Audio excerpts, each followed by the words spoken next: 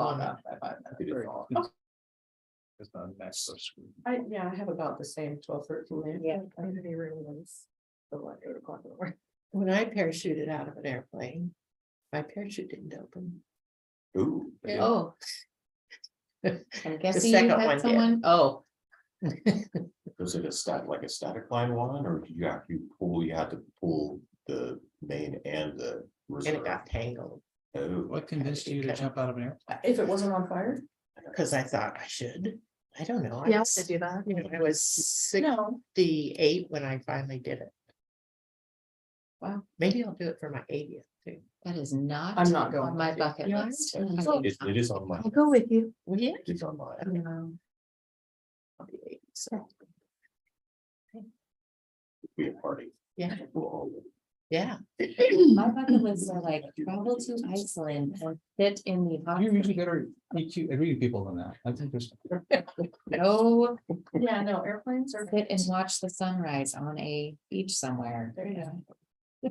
Don't get off the ground. No, my older son was parachuting, so I thought I should do it. Oh, wow. Were you attached to somebody when you did it? Okay, I was gonna say.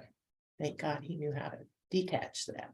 Oh, yeah. get rid My of the son main. had been parachuting for so long, he landed someplace totally different than where I was gonna land. There was a parachute there and he said, Oh, no. why is there a parachute there? Well, I just heard that the medics are on their way to the field. Had to cut away. And he says, you know what? I can guarantee you it was my mom. Sad but true. All right, 12:15. 12:15. She's getting all the streaming up and running before we can get going. Custom live stream. La. We're good to go. Okay, Awesome, go thanks, ahead. Kelly. Thanks, Kelly. Okay. 12:15, call the meeting to order. Thank you for your attendance today. It is noted that we have quorum, all three commissioners are present. I'll entertain a motion to approve the draft agenda as it was published. Then moved in second. Any comments? All in favor, say aye. Right? All opposed, say nay. Motion carries. The minutes of the previous meeting have been published. And I'll entertain a motion to approve the meeting minutes of the November 7th, 2022 meeting. So moved. Second. It's been moved in second. Any discussion? No discussion. All in favor, say aye. Right. All opposed, say nay. Motion carries. First, new business is, this is the first meeting of each year we appoint the approval of the chair for the new year. My term will end before this year is out, so I won't have the opportunity to chair all meetings, so it's not best that I continue as chair for this year. Plus, given some other health issues, it's probably best that I step down. Vanessa has graciously agreed to chair, and so I'd like to make a motion. Amanda. I mean, Amanda, I don't know why. I thought I was getting out from under it. And I was like, that's nothing. Mental thing about that, I know every meeting. At least you're consistent. I'm sorry. Vanessa. No, that's. Consistent. I move that Amanda be Commissioner Amanda Bay be appointed as the chair for 2020. I second it. Been moved in second. Any discussion? All in favor, say aye. Aye. All opposed, say nay. Motion carries. At this time, I'd like to turn the meeting over to Amanda and say thank you for taking on this. I was set up. I just want to go on record. Thank you very much. I'll be looking to you for help, so help. I would like to entertain a motion to appoint Vanessa Medford as the Civil Service Examiner and Civil Service Secretary. Second. All those in favor, say aye. Aye. Any opposed? And I suppose I should call for suspension service, but there was. Congratulations, we're in it together. Thank you. Wonderful. Yay. Um, I'm here to now- support you. That's great. We're here, take this. I know. New business, we have the command staff quarterly report, please. So this will actually be more of a year-end report. We'll encapsulate the fourth quarter. Let's go through new hires. We hired a total of 9 officers during 2022. 5 of those were entry level, 4 of those were laterals, and as you know, 2 of those entry levels were former CSOs that became officers. CSOs. Community service officers. So unfortunately, in the past, for some reason, CSOs have become officers here. We've rectified that and created a path of succession where civilians or other folks who want to progress with the organization are able to do that. So 2 of our CSOs did that successfully, and they're currently working patrol. They're off training and both doing well. So pretty exciting. And it's head 4 laterals, a total of 9. On the other side of the ledger, shall we say, we had 6 folks separated from the department. Of that, 4 were resignations. 2 left law enforcement altogether. 2 transferred to other departments for various reasons. And then we had 2 folks retire, who were both very senior officers. So yeah. Let's see. Promotions. We've already discussed all the promotions that occurred. Nothing occurred in the fourth quarter, to my knowledge. And recruitments are ongoing and looking to roll out a new recruitment package here, hopefully in the end of the first quarter. Just need to get some funding and some approvals with the bargaining units on that.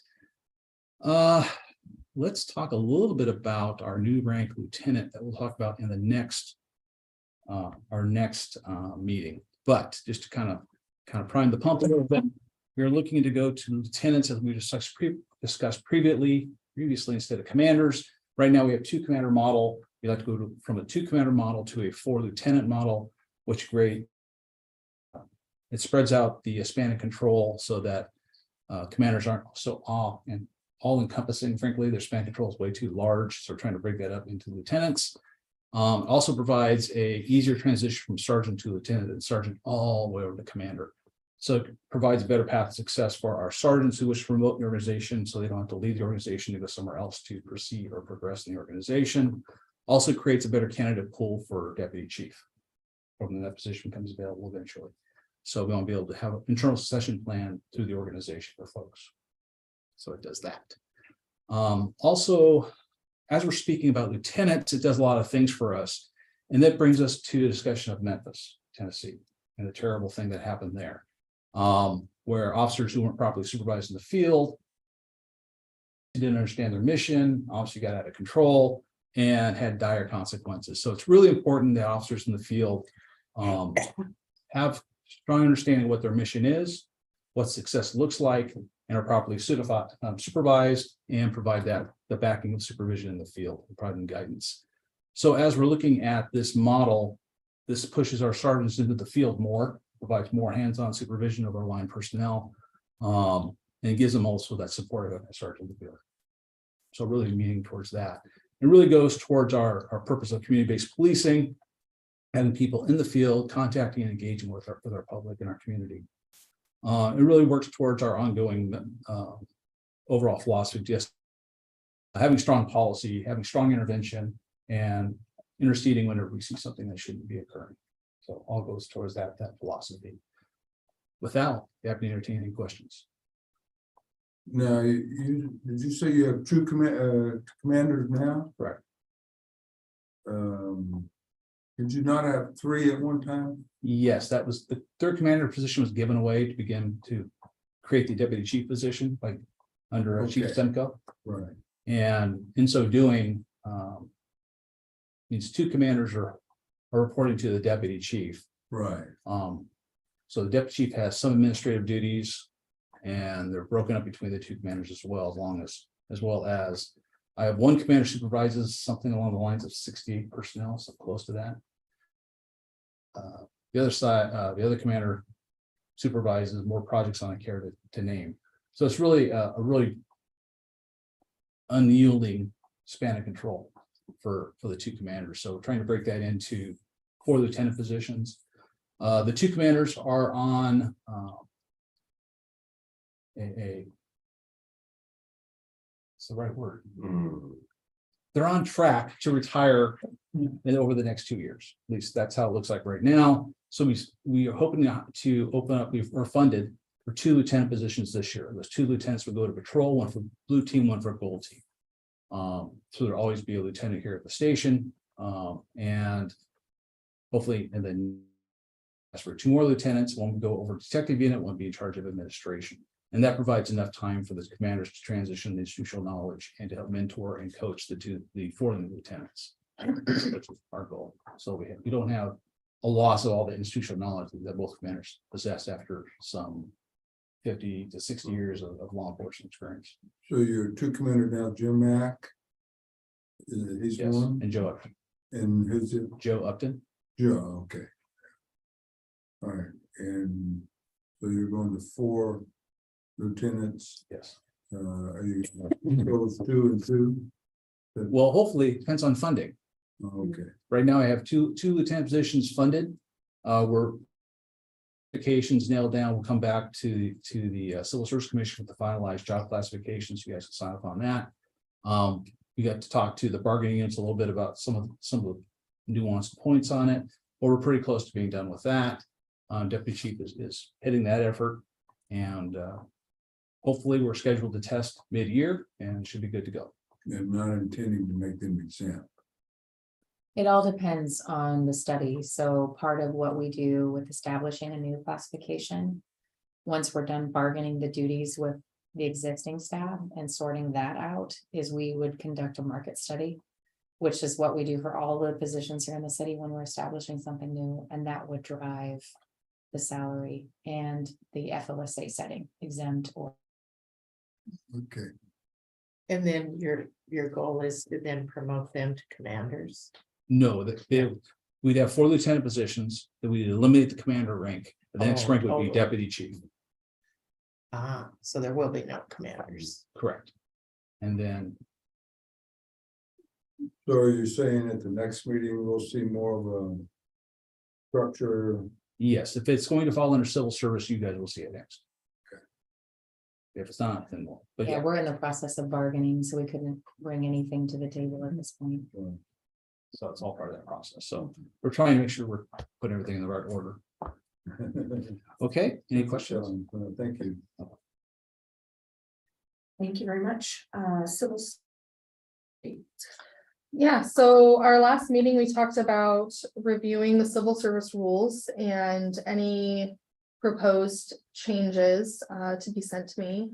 I have not received any except from Commissioner Wilkins prior, so I started drafting those into a spreadsheet to then be able to make those adjustments. I have points that I could bring up, or if you have points you want to talk about to go into and start looking at now. The goal, I think, is to make any proposed changes once we have the document ready to go, put that out for the civil individuals to take a look at and bring up any kind of concerns before we finalize those. I think for me, it would be helpful to see the spreadsheet and see what's been done, so I don't reduplicate. And that way, I can go over some of those items. we can do it that way Yeah. now if you want to do it, or if you want to just disseminate that and then have feedback in a written format, which is easier for you. And either way is. Or works for let's me. take a look and see where we are. Okay, so do you have a copy of your rules? I have my rules. Okay, so. Commissioner Wilkins, do you want me to go over your items that you had brought up that were not addressed prior? Okay, You know, whatever you're. so, there are references to providing copies to a range of people, including secretary and the commission. The request was to standardize who gets copies. Sometimes they'll say chairperson of the commission, others just say commission. And would the secretary and the commission be the same in these instances on behalf of the commission? So that was your comment about copies of documentation. Part of that now that we're gonna have the examiner and the secretary is the same. Mhm. There are other commissions that have that model. I think Wenatchee. I don't, it seems Jackson also had it. So we can look and see how they've structured or worded some of the administrative duties and documentation flow. Because part of my concern was sometimes the documentation flow goes to the secretary and or the examiner, and the commissioners never see it. Where commissioners are responsible for it under the code.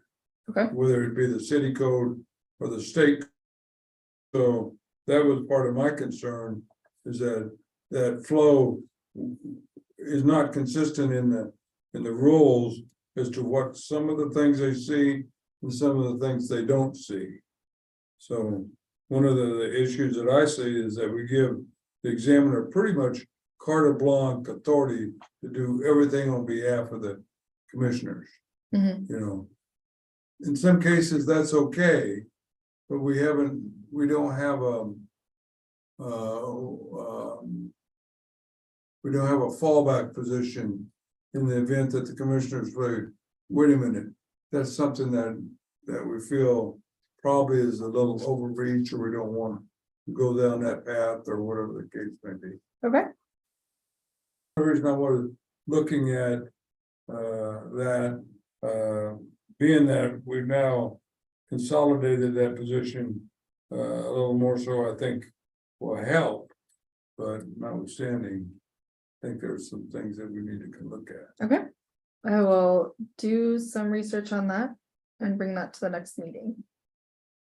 For more of the administrative overall, I have points that I've mentioned last time, removing excess spaces after periods, since that has changed again. Adjust language of his and her to their, timing consistencies.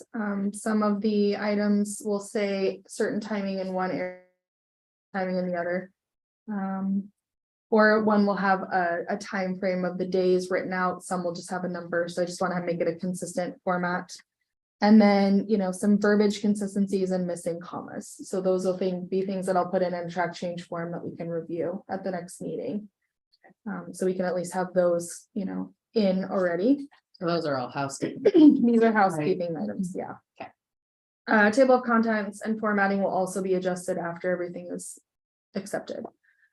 So the first one, next rule is rule 1, a definition of terms. Let me bring mine up. So let's see here. In appointment original, it says, a competitive appointment to a classified position made from an approved eligibility list. And I was wondering if that should be a certified appointment. Which one are you looking at? The Is definitions. Yeah, which definition? for appointment original. It says a competitive appointment to a classified position made from an approved eligibility list. Should that be a certified appointment? Or does it make that much of is that just kind of nitpicking on my end? Original applied to a competitive appointment. I mean, to put some context to it, provisional appointment makes sense. Mhm. Temporary appointment makes sense, emergency appointment, but what original? That's not a term that we use when it comes to recruiting, so that's why we were like, well, maybe they meant certified appointment, because when you're placing someone from an eligibility list into a competitive entry-level Right. position or lateral position, it's a certified appointment, it's not original. I don't see a problem with renaming that certified. Okay. You know. In the definitions also, in notice, public, it says in a newspaper. And I was wondering if we could expand the media from just the newspaper, not many people utilize that anymore. And so adjusting that verbiage to maybe encompass more avenues than just that particular newspaper. Obviously, our public notices are going out on our websites, and are listed. Social media platforms. Yeah. Sometimes, yeah. So, How would you reword that in? We could probably get some ideas from our public affairs group, mhm, because, Okay. or city clerk, because they're the ones doing all of the notices, so. We could put that into the spreadsheet for your mhm. review, but yeah, it's not accurate, that it's just. Yeah. Okay. So the next item is Rule 2 under Civil Service Commission, Section 1. We did talk about adding in the dual language somewhere around the RCW. So we'll do that in the coming meetings, but also there's an item in the first paragraph for organization where it's about a third of the way down. It says the chairperson shall preside over at all meetings of the commission, sign necessary papers as chairperson. I was wondering if we should change papers to documents. Probably a good idea. Okay.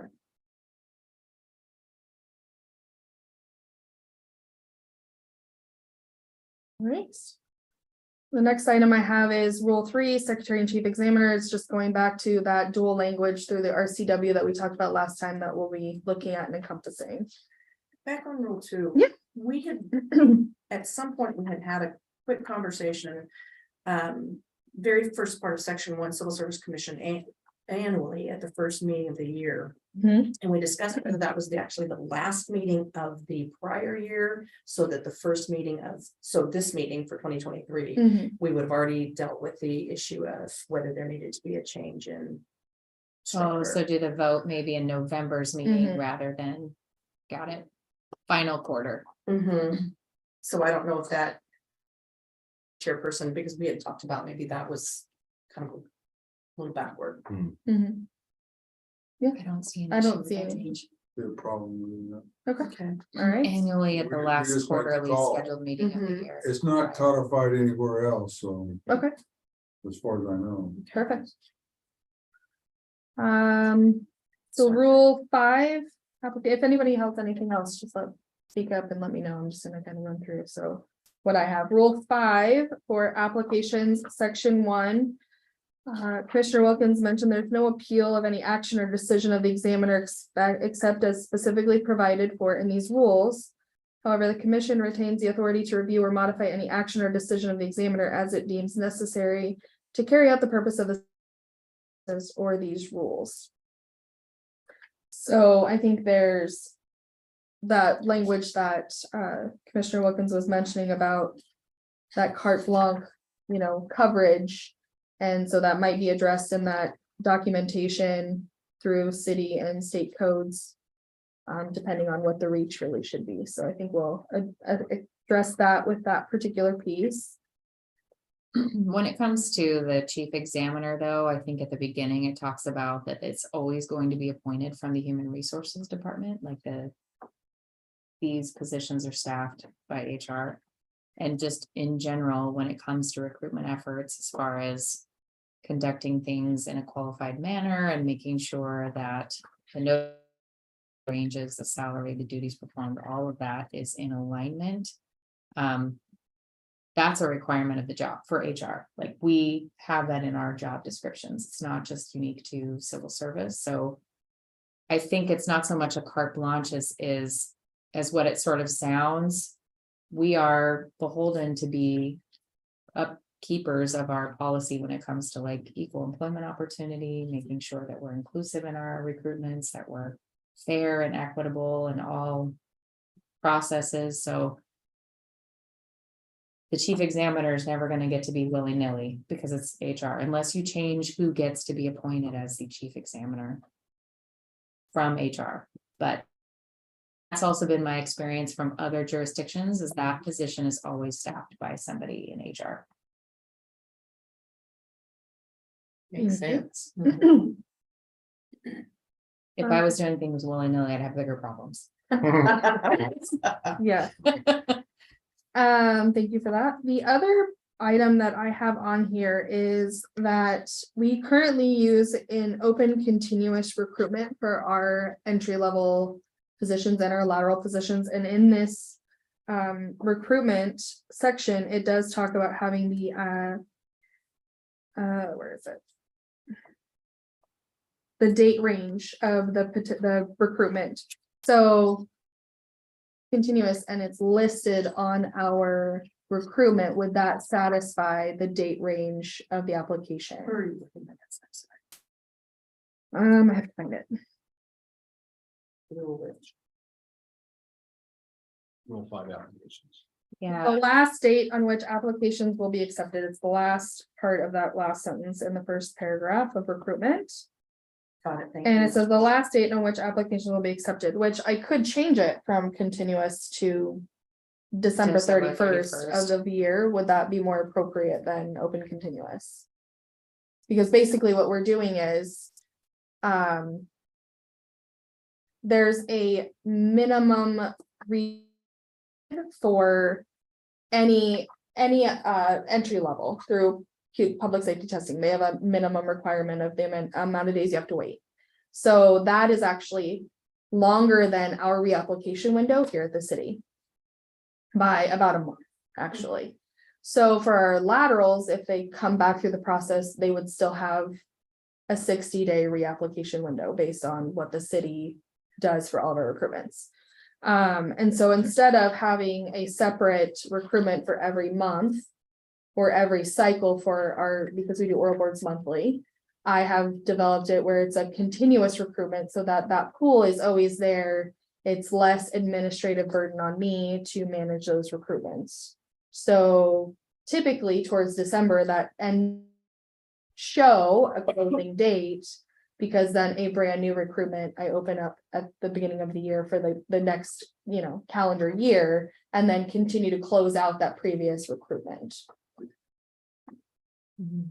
I don't see closing recruitment the foreseeable future. I can't think of a time when I will not have spaces to fill. Well, it's not closing the recruitment, it's creating a brand new set of I recruitment. just want them to Yeah. understand that we are never not going to be hiring Right. commission officers at this point. Which is easier for you, continuous? Continuous, because that also wouldn't have someone think, okay, they're not going to hire after the 31st. I could always put a caveat in the recruitment that says recruitment posting will be posted every year or something to that effect. One thing with our website for entry levels, it directs them straight to PST. Once they pass their written and their physical at public safety testing, then they get an automated message with the link to apply. That's how they get access to the link to in order to apply. I update that when I update the new recruitment link for the following year. So I think continuous makes the most sense. It just has people let them know that, the recruitments are always going. Now, whether that link changes, if the laterals, for example, the link changes for the recruitment, that gets changed on our website. So if someone goes to the website, they get to the previous one. I don't think it makes a I don't difference to the either. candidates, but Okay. it is more reflective of what's actually happening. We don't post the last date of applications. Yeah, I think continuous is. Okay, I just want to make sure that that's not, in conflict with the last date on which applications will be accepted. If we're always accepting applications, then maybe that just encompasses that. I think we could probably change it to say open continuous. Okay. Yeah. And then there's only one other piece is that I don't know where it is, but I show a possible conflict with Rule 6, Section 6, actually. Let me see, Rule 6. The promotional examinations.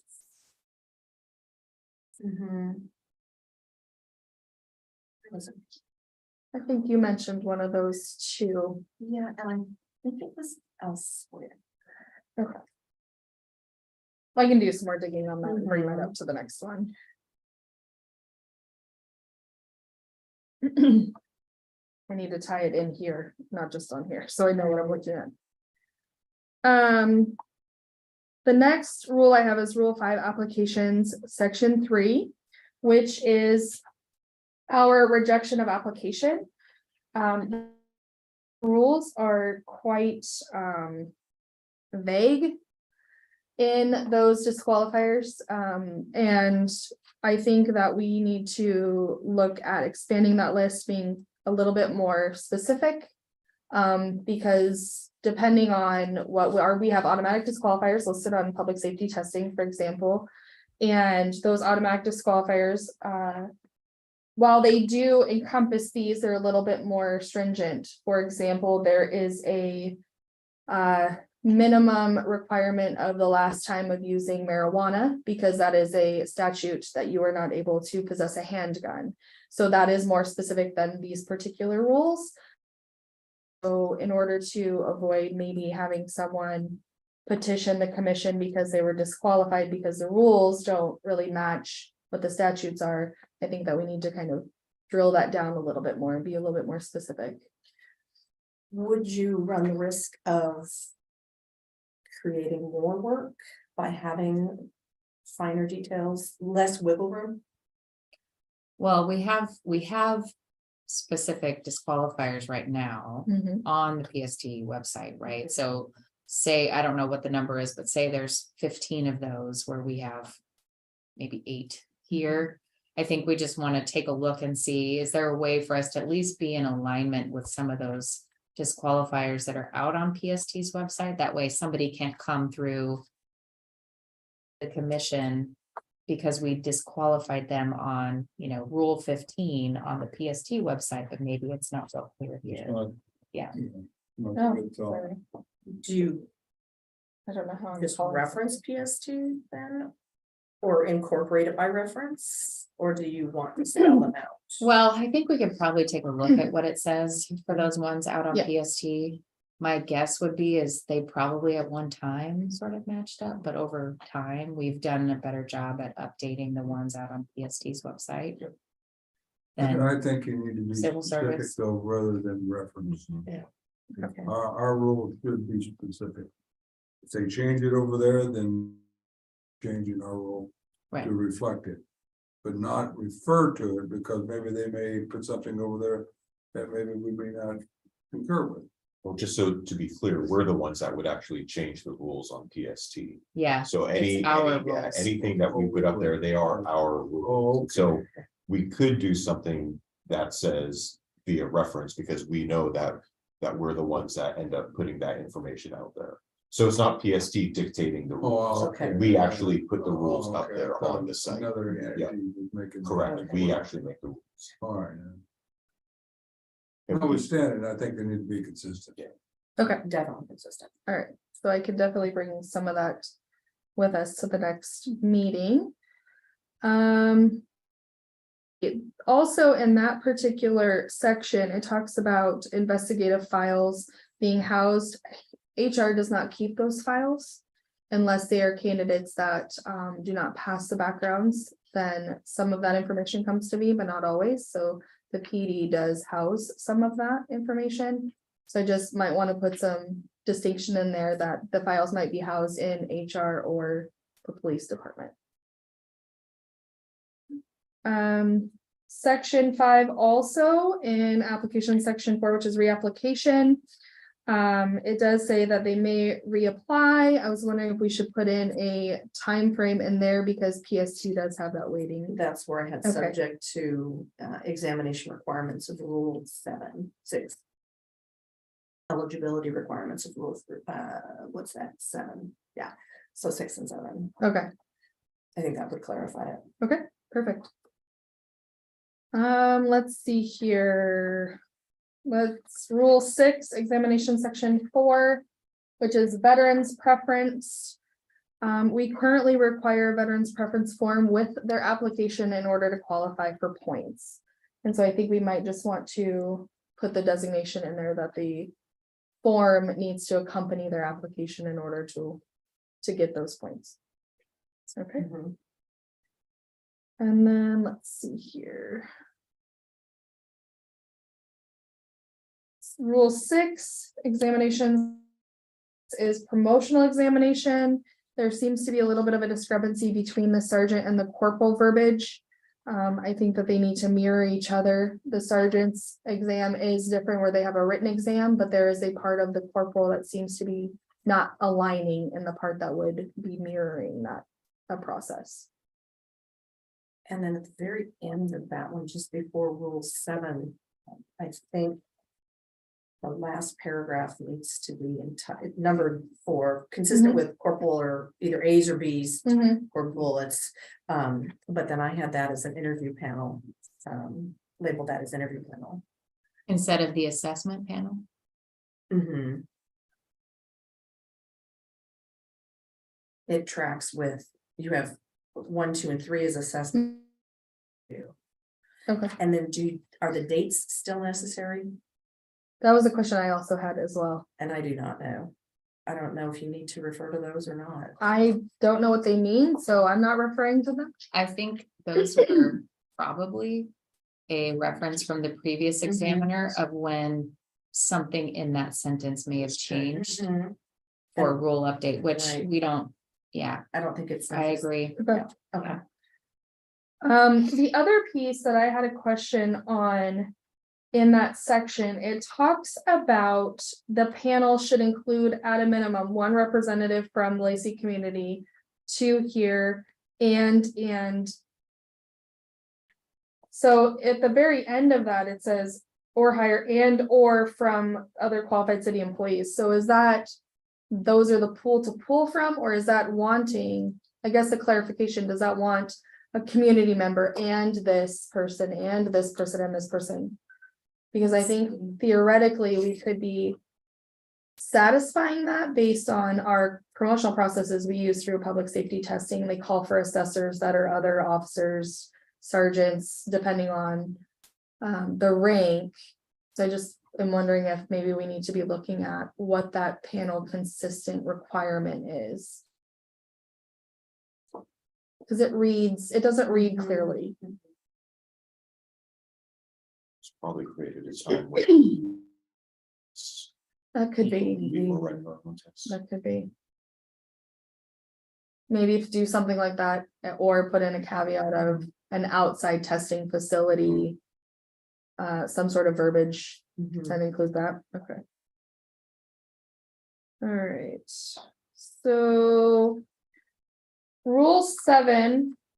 Eligibility list, section 3. It does talk about removal of names from lists. And And that should be rule 8, section 2, not section 3. Is where the reference is. Rule 8, section 3. Section 2.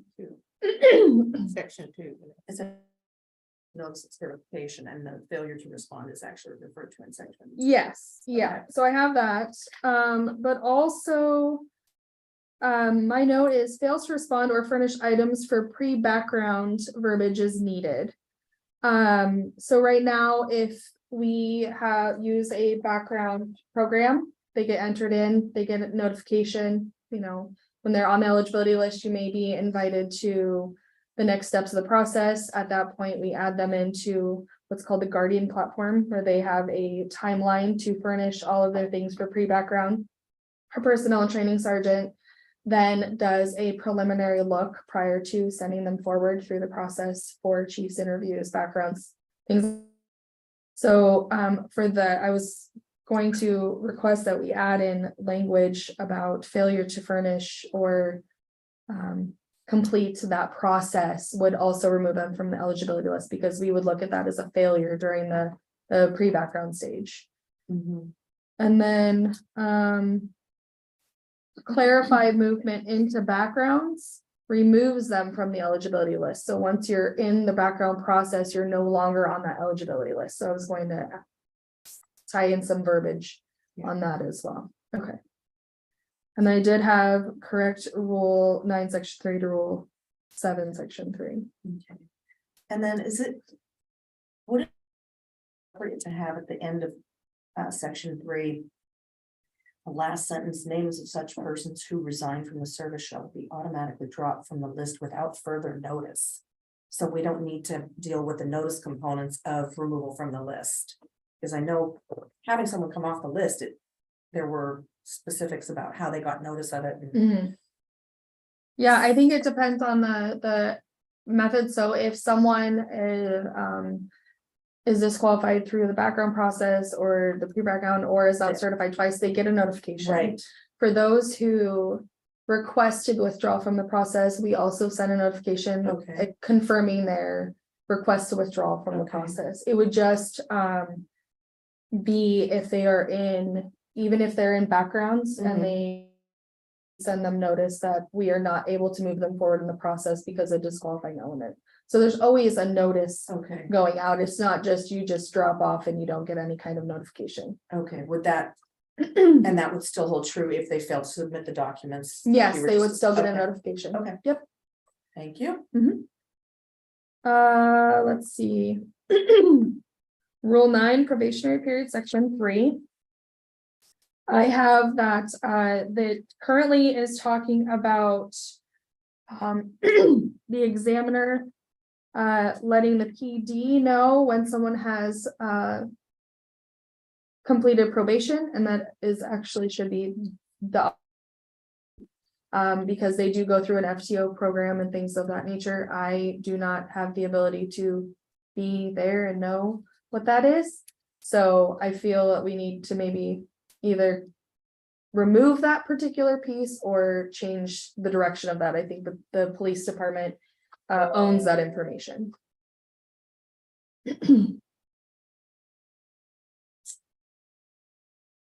All right, so section 10, transfers, layoffs and reductions. Section 2, it talks about notice of layoff shall be given to the affected employee. Hopefully, we don't ever need this. The secretary, the chief examiner of the commission, at least 2 weeks. Employees laid off may request to have their names placed on the eligible list of the class to which their position was allocated. In accordance to those rules. So I guess the clarification I'm just making is that the employee is initiating that, and is there going to be an expiration of that eligibility list? Because our current eligibility lists are 1 year. So maybe something to. I don't think it's an eligibility list. It's an eligible list, but maybe Okay. we need to call it something else. I think it needs to be called, may be placed on the layoff list of the class to which their Mhm. position was allocated. Most layoff lists are maintained for 2 years. I'm not sure if there's different rules for commissioned. We had to lay off commissioned officers, but I've laid off civilian staff and it's a 2-year layoff list. So we can look, but that should probably say layoff Okay. list. All right. And then the other piece of that is, I was wondering if. For section 3 of Mhm. rule 10 for reductions, and I think. Chair Bay, you may have mentioned this before, that those reductions, would those be more appropriate in rule 11, That was my question. which would be suspensions, demotions, and discharges. When employees work doesn't conform to standard.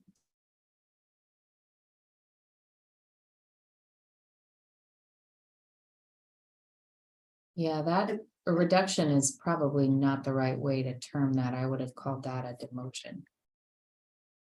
You don't reduce someone's duties when they're not performing well. You could reduce their salary and demote them if they're not performing up to the required standards of a position. And that's why I wondered if it belonged more Yeah, in 11. yeah. Yeah, that explanation for what a reduction is not. Yeah, that's a demotion. Okay, A reduction, though, in the purposes of layoff. Is. You know, if the job itself. Is phasing out for whatever reason, maybe there's a program in the PD that no longer is being used. And there's a particular position that's commissioned and it's allocated to that. That would be more like, kind of like phasing out layoff, reduce force due to operational need, but that's not what that's saying, so. I don't know that we'll need to put in a replacement definition for reduction at this point, but. Okay. Place hold, so maybe we need to update that rule 10 to say transfers and layoffs and just leave it off with the Mhm. reductions.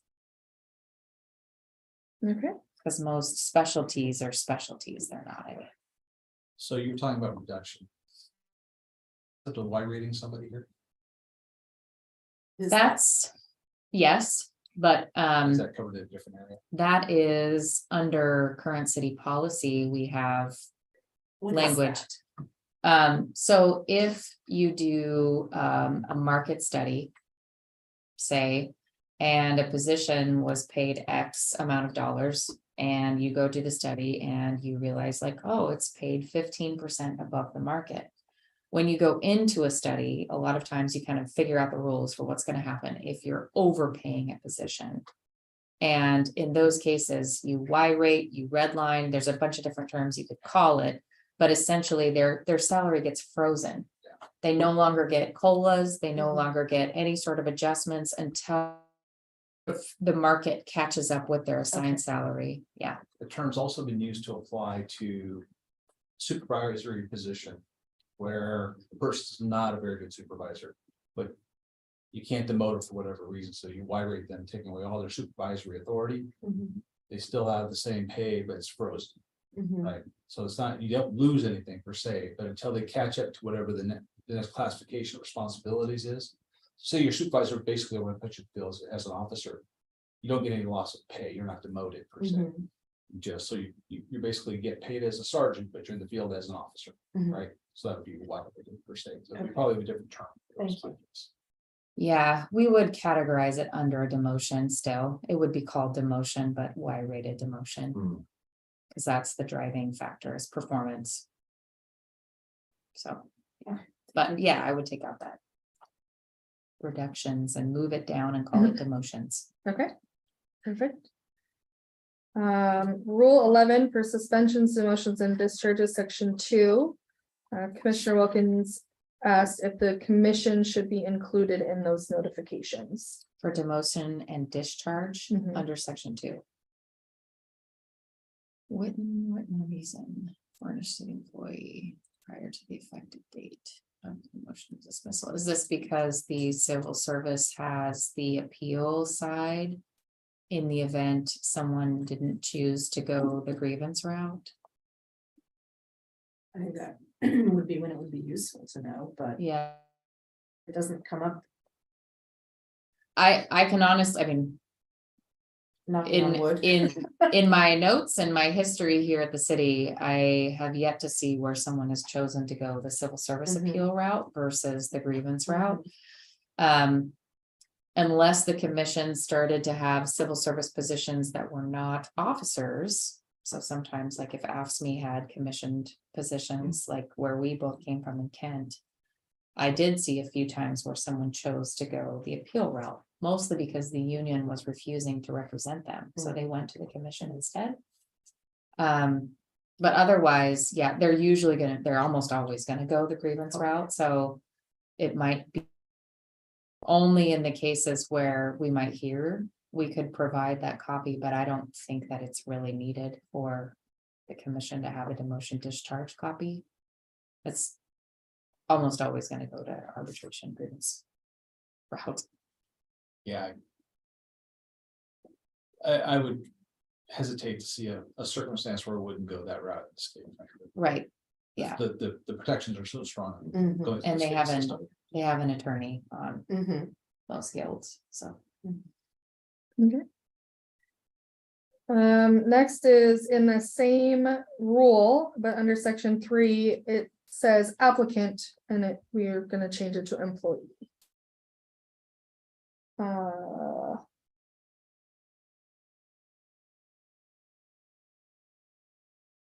I don't know where in there, but it does say that somewhere. And then, go ahead. I think it's down, way down to I. Oh, yes, applicant character. Yep. Yep, thank you. I couldn't find it either. The next page. And then, rule 12, leave. Before you get there, Yeah, sorry, go I ahead, need go. to keep interrupting. On rule H, Mhm. this is the old attorney and me looking for consistency. Drinking intoxicating liquor on duty, being under the influence of alcohol while on duty, having the odor of alcohol and breath while on duty. And or being in possession of. Or use controlled substances. I had. Thought maybe there needs to be a reference, where it would read, being in possession of or using illegal drugs, controlled substances, or hallucinogens while on duty, and or being in possession of narcotics while on duty, except when legally prescribed, so long as impairment does not result. Does there need to be some reference? You can be prescribed all sorts of great, lovely drugs that would mess you up on duty. Does there need to be some reference to, so long as impairment is not? And then do you open a can of worms with who's judging impairment, what may affect us? I don't know. So that's addressed in the CBA. Is it elsewhere? think so. And I may not have that information. Well, obviously I don't. I just Definitely. can't remember how it's. Okay. So that's the- But you that's have the- the ability to ascertain if you believe an officer's. You know, Oh, yeah, it always goes back to central function. Yeah. So we Okay. go back to the job classification Okay, and we do the analysis based upon, are they able to complete essential job functions? okay, thank you. Then I think I was going overboard. That's okay. I kind Um, of wonder if that legally prescribed part just needs to come out altogether. Because I agree with you. I mean, in most cases, when we're providing consultation to people like that are going out on approved absence, they need an accommodation. Medications are part of the equation. We tell them, if there are narcotics, if there are things that will impair your ability to drive a computer or a car, you should not be released to duty. They tell you, you're not allowed to sign any legal documents. Right. That's a good Yeah. clue. Yeah, so I almost want to say that when legally prescribed is misleading, Yes. because when you're talking about anything. Narcotics, hallucinogens, whatever, like. Even if you are prescribed, we have pretty strict rules about not Right, you operating. I would hope so. Mhm. Yeah. Yeah, so I almost wonder if that part should just be, Stricken. Clarification. yeah. Okay. Perfect. 12, leaves and resignations. Section 1, it talks about leaves of absence without pay. But it doesn't really. Reference like FMLA or reasonable accommodation. Or veteran return after leave. I mean, it just, yeah, it just very basically says employees who qualify as veterans under this, Yeah, I would just add that part Yeah. to the title of that section. Okay, yep, all right, so that could be something that we look into expanding on. And then Rule 12, leaves and resignations, Section 4, it says within 1 year after separation, a resigned employee with the approval of the appointing authority may be reinstated in the position for which resigned if vacant. Or in a vacant position of the same or comparable class, or may be placed on the eligibility list for the class. But what about if they leave during probation? Would they still be reinstated where they left off and back into probation? I guess it's not. Patient start over for that person. I would I think would that. think would the be- FTO yeah, probation. yeah. I would. Unfortunately, it's gonna affect somebody that left during this. I would require them. I was advised that they must complete probation. In order to be reinstated. If they don't complete the probation, how can you reinstate them? You can only reinstate them as a probationary employee. And that, I'm concerned about that, so they didn't complete the terms of the probation. Why would you, they should have to go through the whole process again, not just go through a reinstatement, which circumvents this whole thing, right? So we have had a person who came back within a year, we reinstated that individual. But they had completed probation and they've been an employee for a year and a half, 2 years when they left and then came back. But I have concerns because again, what was going on? Were there concerns? Did they leave? And now the person who's concerned is no longer around, so then they came back. I mean, it opens up a can of worms. I would want them to be a complete employee, fully vested. As being able to do the job, and then moving on from there. So I would say they'd have to complete a probation if I was advising. Is this just for? It says Is would the be. term approval. employee there make a difference? What's that? Does the term employee there make the difference? Is there a different term for? No, probationary or full-time commission, Still they're all employed. employees. Yeah, See, but for promotional position, you have to be a non-probationary employee, Mhm. right? So along that same logic, right? So you can't be a probationary employee and apply to be a corporal or a sergeant or something like that. So it's really along that same logic. You have to complete probation before you go on to the next thing. Could you say, just as you said, could you say within 1 year after separation and resigned non-probationary employee? Would that, I'd be okay with that. HR's the decide. Yeah, we just have to see if it like jives with the terminology in the other sections. If there's a different term, we might need to use that term, but. Okay. Yeah, I mean, we kind of get what we get a little of that wiggle room because it does say. Be reinstated, Yeah, so, there's no requirement. If- yeah, if the person had been on probation. Mhm. You could say no. Right. okay. I just have a couple more here. On Rule 16, petition of a citizen, section 1. I was going to just recommend a kind of a rearrange of words where instead of a citizen may submit to the commission a petition. I would recommend this as a citizen may submit a petition to the commission. It just reads a little bit better. Yeah. And then Rule 17 amendments and review. It talks about providing notice, and would the city clerk notices count? Or would, for the example of when we get the rules where we want them and want to put them out and put out notice, do we need to send those directly to the commission staff, or would the public notice serve as adequate notice to the commission staff? And this is just me being, new to the secretary, want to make sure that I'm doing it appropriately, so. I think you're gonna need to say. Two things. One for the public. One- And directly to the. Perfect. I see Amendments, maybe some- the notice being specific. Mhm. If you don't, Yeah, one will okay, conflict with the other. okay. and then Vanessa back on. Yeah. 16, section 2. Mhm. Does it need to say that either the chief examiner and not the commissioner shall conduct a hearing?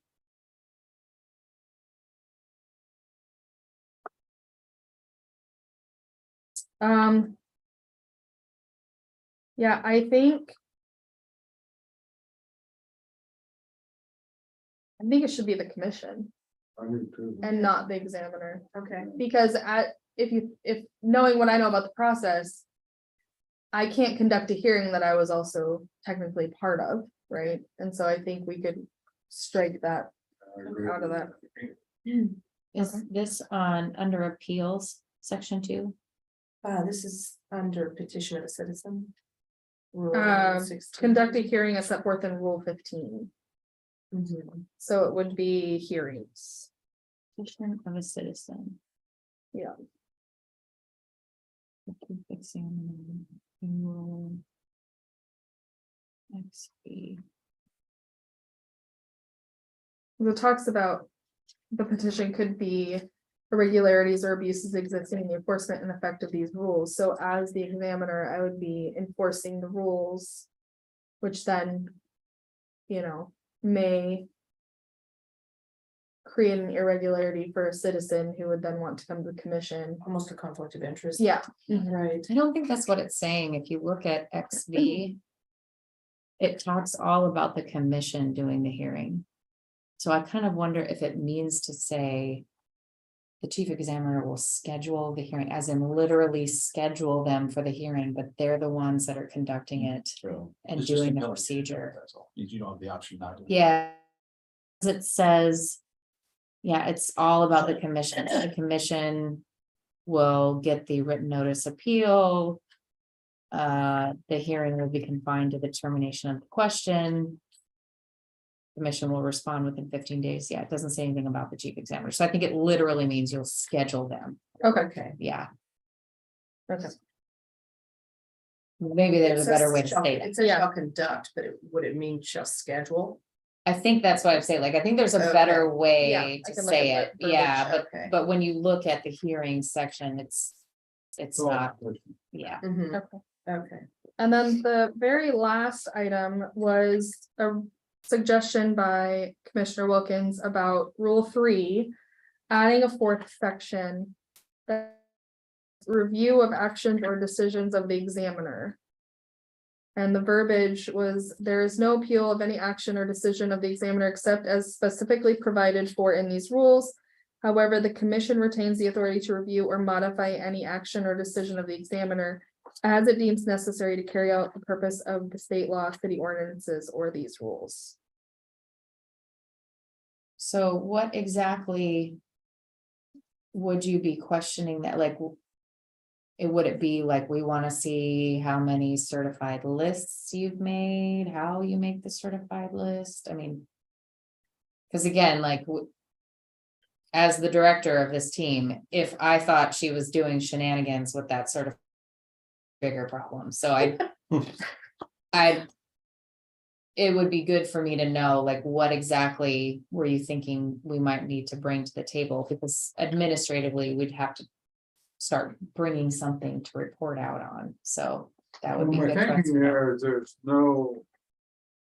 there's no check and balance on the examiner and the commissioner. The examiner has a carte blanche to pretty much do anything given authority to. But there might be something that the commissioners might come along and say, wait a minute, we may agree with that particular don't want to say definition, interpretation. And I don't know whether that would play in there or not. I just don't see there's a caveat of check and balance anywhere. I don't know whether it's needed or not. Again, I propose it for discussion. I'm just looking under the hearings, because I mean, if you think functionally about. Where would the complaints come from? It would come from our applicant pool. I mean, if somebody is not certified, that's generally where we get the most questions, like, wow.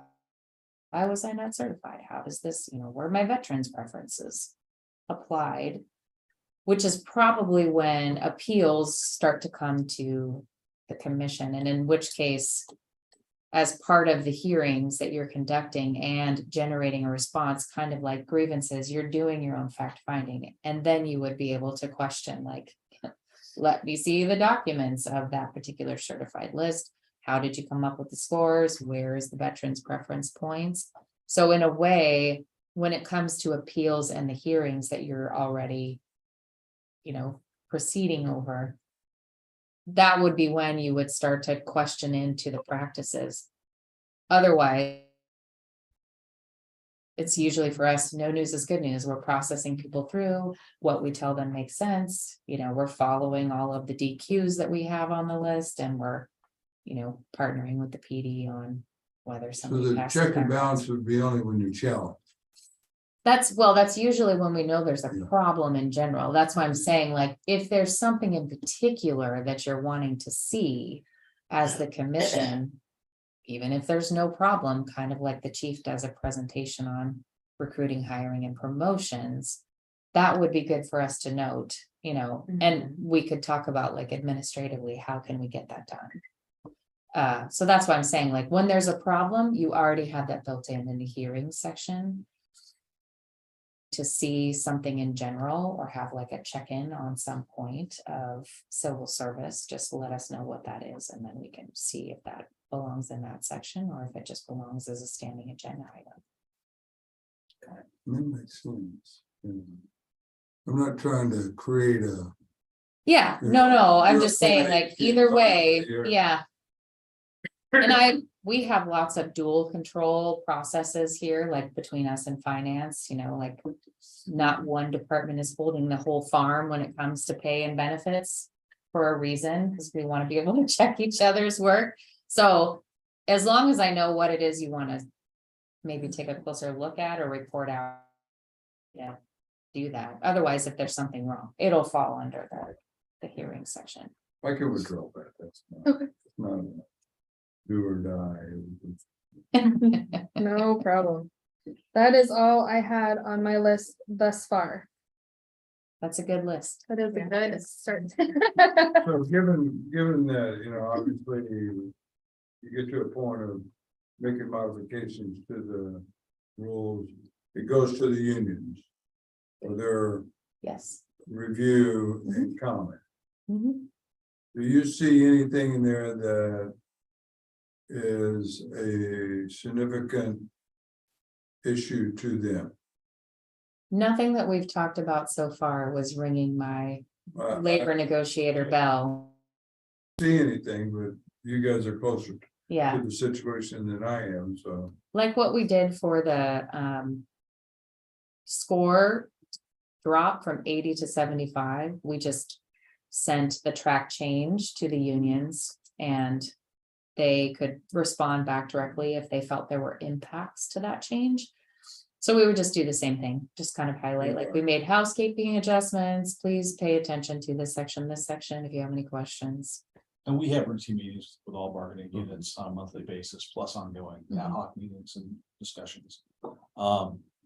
Really work on transparency and being collaborative with all like everybody, but especially our labor partners. Yeah. It's really done well for us. Prior administrations have been heavily grieved for various reasons. For doing unilateral change, for not properly noticing things and really just, moving people's cheese without telling them they're gonna move the cheese kind of stuff, right? But really hats off to my deputy chief, he does a great job of keeping lines of communications open, so. It's really been a big part of our administration, so. Pretty pleased with where things are, it seems to be moving ahead pretty well, but also in those meetings, HR is present and they bring up anything that comes up. Benefits, changes to rules, administration policies, all sorts of fun stuff that they kind of go, okay. So I will get started on adjustments. I'll work with Leilani as kind of my reviewer before I bring those back for our collective review, and then those can go out to be looked at through the unions and things like that, so. Thanks for your work. Yeah, Yes. and if anything comes up in between, then we can, make a note of it and we can look at it in the next meeting. Thank you very much. Public comment? Do you have anyone for public comment, Kelly? We have no one in the attendees. Oh, and you try. Perfect, thank you so much. Thank you. Any old business? Your life? All right, we can move to adjourn. 1:21. I have a question for you that we wanted to record. Oh, my.